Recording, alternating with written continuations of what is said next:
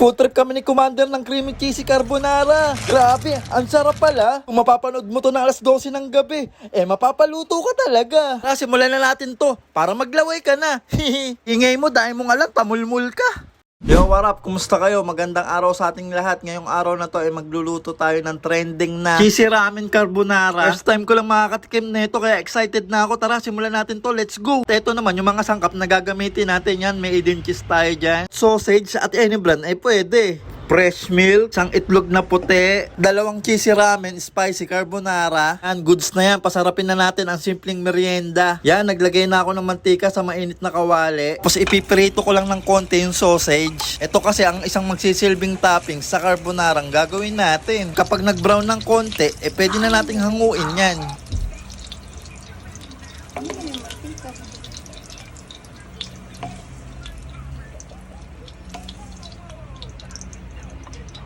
Pagkatapos nga nun, nagpainit lang ako ng kawali, tapos naglagay lang ako ng 2 mangkok na tubig. Tatakpan ko siya, pakukulang ko lang siya ng konti. Dahil kumukulo na nga siya, ilalagay ko na tong 2 noodles. Bakit 2? Siyempre, kulang ang isa. Sobra ang 2. Yan, kaya ka nasasaktan dumadalawa ka pa Suga pa ka iyakin ka naman. Char. Okay, takpan muna natin. Kapag medyo naluto na yung noodles at lumambot na, hahanguin muna natin, tatanggalin na muna natin yung tubig niya. After nga nun, ilalagay ko na tong fresh milk.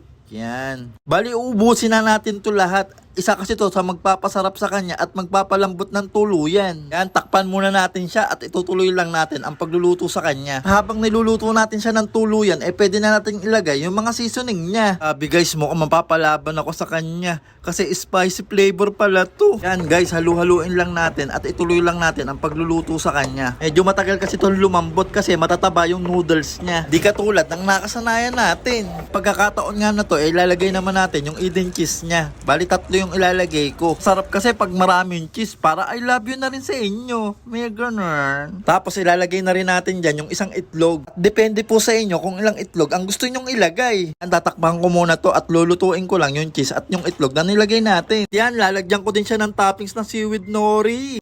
Yan guys, optional lang to. Depende po sa inyo kung gusto nyo lang. Tapos ilalagay ko na rin tong sausage na pinirito ko kanina. Tatakpan ko ulit siya at lutuin lang natin siya ng konti. Yan, finally, luto na ang super cheesy ramen carbonara. Grabe guys, tingnan nyo naman. Tsura at amoy pa lang, mukhang mapaparami ka na. Okay, siya, wala nang patumpik-tumpik. Iputsik na natin yan. Kurado ko, kahit mapanood mo to ng alas 12 ng gabi, mapapaluto ka talaga. So yun guys, finally, luto na yung ating nilutong carbonara. Yan, sobrang cheesy niya. Excited na akong tikman to kasi first time ko lang makakatikim nito. Yan, bali guys, may nori tayo dyan. Perfect combination to. Buksan natin.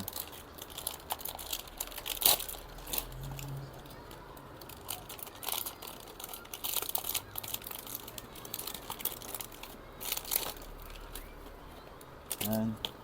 Tingnan nyo guys, baka solid niyan. Tingnan natin.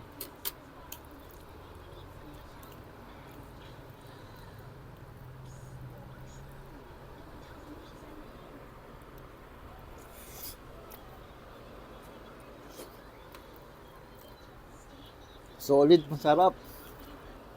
Guys, medyo maanghang nga pala siya, kaya hindi ko siya nire-recommenda sa mga taong hindi mahilig sa maanghang. Yan, kuha tayo nori. Palaman natin.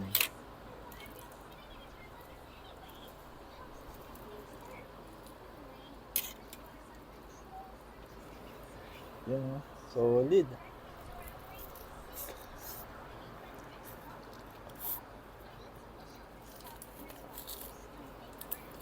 Sarap.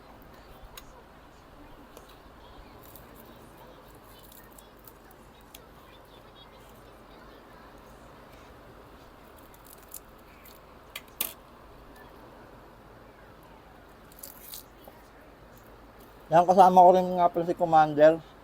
Magmumukbang din siya. Yan, tingnan natin kung kaya ni Commander yung anghang nito. Kasi yung nakaraan, hindi maanghang yan Subukan natin kung kaya niya. So guys, try ko with nori. Try ng konti.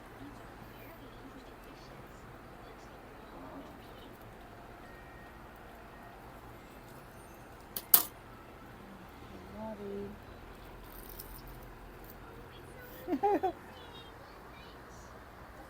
Kaya? Kaya. Sarap. Sarap. Quality. Perfect. Sarap. Bisita. Dito lang mo lang. Ayun po.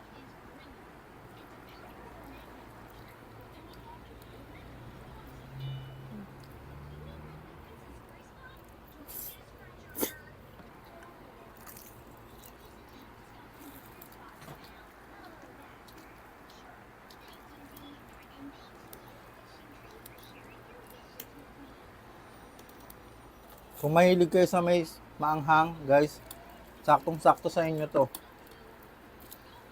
Makapalabang kayo dito.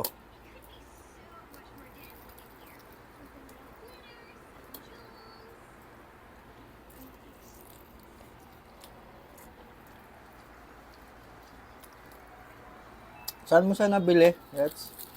Sa Shopee. Magkano isa? Sa almost 100 eh. Ayan, almost 100 daw, guys. Para matandaan yung exact amount. Pero kasi malaki na yung isang ano niya. Isang sachet. Guys, oh.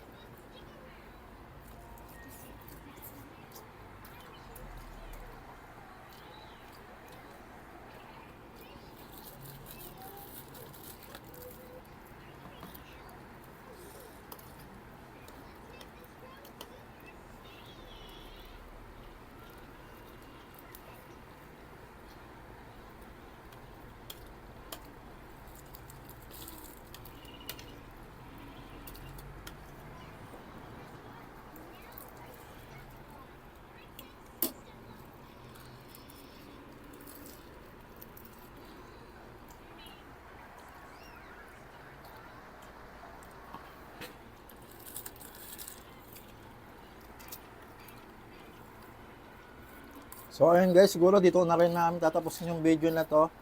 Salamat sa panonood. At kung nagustuhan nyo naman to, ang video na to, paki-like and share naman po. Salamat. Hanggang sa muli.